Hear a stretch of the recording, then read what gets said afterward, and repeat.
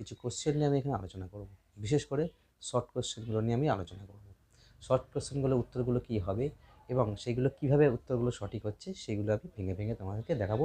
তো কয়েকটা পার্টে ভিডিওটা হবে, পুরো মাধ্যমিকের কোশ্চেনটা আমি সলভ করে দেখাবো, কিন্তু কয়েকটা পার্টে ভিডিও হবে। তো প্রথমে লাইক ও সাবস্ক্রাইব করে দেবে, ঠিক আছে? চলে আসলাম শূন্যস্থানের 1 নম্বর অঙ্কটা। খুব ভালো করে দেখো, পি প্লাস কিউ এর গড় বলেছে এক্স বার, পি এর গড় বলেছে ওয়াই এবং কিউ এর গড় কত হবে সেটা আমাকে বার করতে হবে।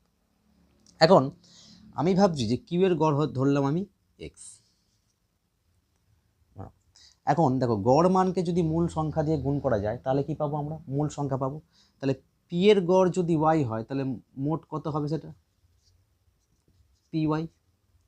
আবার কিউ এর গড় যদি এক্স ধরেছি আমি, তাহলে এটা মোট কত হবে? Q X. এখন যদি দুটোকে যোগ করি আমরা, তাহলে মোট কত পাবো আমরা? P Y plus Q X. তাহলে মোট সংখ্যাটা পেলাম এটা। এখন পি ও কিউ এর যোগ করে আমি এটা পেলাম, তাহলে গড় মান কত পাবো? P Y plus Q X by P plus Q, এটাই পাবো। এখন গড় মান তোমাকে বলে দিয়েছে কত? X bar. তাহলে X bar equal to P Y plus Q X by P plus Q. এখন আমাকে মানটা বের করতে হবে, এই এক্স এর মানটা বের করতে হবে। তাহলে ক্রস গুণ করবো আমরা, করলে কি পাবো? P Y plus Q X equal to X bar into P plus Q. তাহলে এটাকে এপারে এটা এপারে নিয়ে চলে আসি, দেখো কি হবে? Q X equal to X bar P plus Q minus P Y. এবার এই কিউ দিয়ে আমি কী করে দেবো? এটাকে ভাগ করে দেবো, অর্থাৎ এক্স ইকুয়ালস টু কত হচ্ছে? X bar P plus Q minus P Y by Q. এটাই হলো আমার উত্তর। তাহলে বুঝতে পারছো কোন জায়গায় বা কতটা লেভেলে কঠিনে দিচ্ছে। তাহলে এইভাবে আমরা কিন্তু এক্স এর মানটা বের করবো, অর্থাৎ কিউ এর যে গড় এক্স, সেটা শূন্যস্থানের উত্তরটা হবে X bar P plus Q minus P Y by Q. ঠিক আছে, চলো আমরা নেক্সট হতে যাচ্ছি। বলছি, আর একক ব্যাসার্ধ বিশিষ্ট একটি নিরেট অর্ধগোলক থেকে সর্ববৃহৎ যে শঙ্কুটি কেটে নেওয়া যাবে তার আয়তন কত হবে সেটা আমাকে বলতে হবে। তাহলে আমি ছবিটা এঁকে দেখতে পাচ্ছ, তাহলে এটা যদি অর্ধগোলক হয় তাহলে এইভাবে ছবিটা টানলে বা এইভাবে কাটলে তাহলে সর্ববৃহৎ শঙ্কুটা আমরা কাটতে পারবো। তার মানে এই যে ব্যাসার্ধটা এখানে বলে দিয়েছে আর, সেটা কিন্তু শঙ্কুর ও ভূমিতলের ব্যাসার্ধ। তাহলে আর উচ্চতা, যেহেতু অর্ধগোলকের ব্যাসার্ধটাই হচ্ছে ওর উচ্চতা, তার মানে এর উচ্চতাটাও কিন্তু এখানে এইচ ইকুয়াল টু আর, অর্থাৎ শঙ্কুর উচ্চতাও এখানে আর এবং ব্যাসার্ধ আর। তাহলে শঙ্কুর আয়তনটা কত হবে? 1/3 পাই আর স্কোয়ার এইচ, 1/3 পাই আর স্কোয়ার এইচ, অর্থাৎ কত হচ্ছে এখানে? 1/3 পাই আর স্কোয়ার, আর এইচ এর মানে কত? আর। তাহলে কত হবে? 1/3 পাই আর কিউব। এত ঘন একক, এত ঘন একক। তাহলে ওর আয়তন হচ্ছে 1/3 পাই আর কিউব ঘন একক। 3 নম্বর অঙ্কতে আসি। 3 নম্বর অঙ্কটা দেখা যাচ্ছে sine square theta plus 2x cos square theta equal to 1। তাহলে এক্স এর ভ্যালু কত হবে? তো সিধা হিসাবে এই সাইন স্কোয়ার থিটাটাকে আমি এপারে জাস্ট নিয়ে চলে যাব। তাহলে কত হবে? 2x cos square theta equal to 1 minus sine square theta. দেখো একটা ফর্মুলা পড়ে গেছে, 1 মাইনাস সাইন স্কোয়ার থিটা মানে কি? Cos square theta. তাহলে 2x cos square theta equal to, এটা কি হচ্ছে? Cos square theta.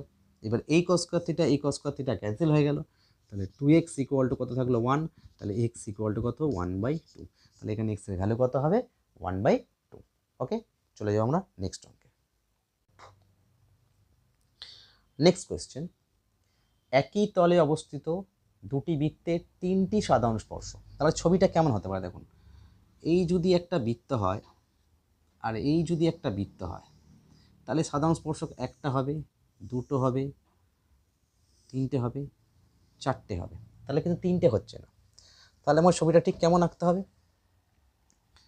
যদি এইটা বৃত্ত হয় আর এই যদি বৃত্ত পরস্পরের সঙ্গে সংস্পর্শে থাকে, তাহলে একটা, দুটো এবং এই তিনটে সাধারণ স্পর্শ করছে, অর্থাৎ তাহলে এই বৃত্ত দুটি কীভাবে আছে? বহিঃস্পর্শ করবে, পরস্পরের সঙ্গে কী করবে? বহিঃস্পর্শ। তাহলে উত্তরটা কী হবে? পরস্পরটা কী করবে? বহিঃস্পর্শ করবে। ঠিক আছে, অঙ্ক X 4 minus root three equal to Y 4 plus root three equal to 1 হলে X square plus Y square কত? তোমরা লিখতে পারি X 4 minus root three equal to 1, আলাদা করে লিখতে পারি। তাহলে এখানে এক্স ইকুয়ালস টু কত হচ্ছে 1/4 মাইনাস রুট থ্রি। তো এটাকে আমরা প্রথমে কোঅর্ডিনেশন করে নেব। তাহলে কি হবে 4 প্লাস রুট থ্রি বাই এটা কি হবে 4 square minus root three square. তাহলে কত হচ্ছে 4 plus root three equal to 16 minus three. তাহলে কত হলাম answer 4 plus root three by 13। Okay, এবার আমরা যদি এক্স স্কোয়ার করি, আমার যেহেতু এখানে এক্স স্কোয়ার আছে, তাহলে এক্স স্কোয়ার যদি করি তাহলে কত হবে আমার 4 plus root three whole square by 13 square, অর্থাৎ কত হচ্ছে 4 plus root three whole square by 169। বুঝতে পারছে যে একটু সামান্য শূন্যস্থানও কিন্তু বেশ অনেকটা জটিল কিন্তু দেওয়া আছে।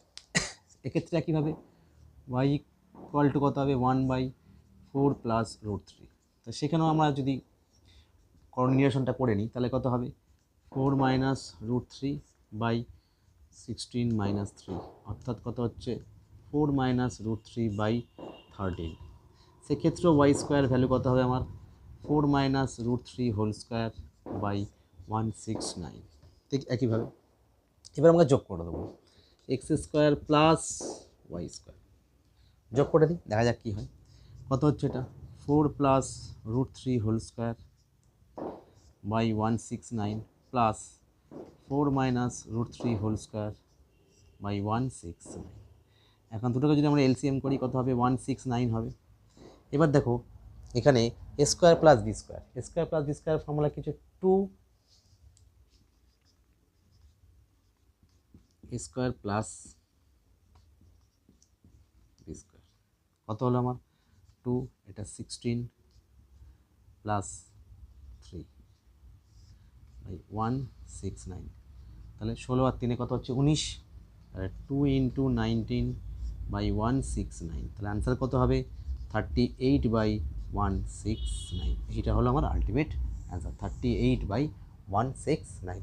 তাহলে বুঝতে পারছো একটা শূন্যস্থান কিন্তু যথেষ্ট সমস্যার সম্মুখীন করে দিয়েছে। ঠিক আছে, যাই হোক আমরা চলে যাব নেক্সট অঙ্কে। 6 নম্বর অঙ্ক, একটি ব্যবসা পিন্টু আমনের 1.5 গুণ টাকা দিয়েছে, আবার ডেভিড আমনের 2.5 গুণ টাকা দিয়েছে। তার মানে আমনের টাকাটা যদি আমি এক্স ধরি, আমনের টাকাটা আমি যদি এক্স টাকা ধরি, পেনে কালিটা শেষ হয়ে গেছে খুব অসুবিধা হচ্ছে, তাহলে পিন্টু কত দিয়েছে, পিন্টু দিয়েছে এক্সের 1.5 গুণ, তাহলে কত টাকা হবে 3x/2 টাকা। আর ডেবিট কত দিয়েছে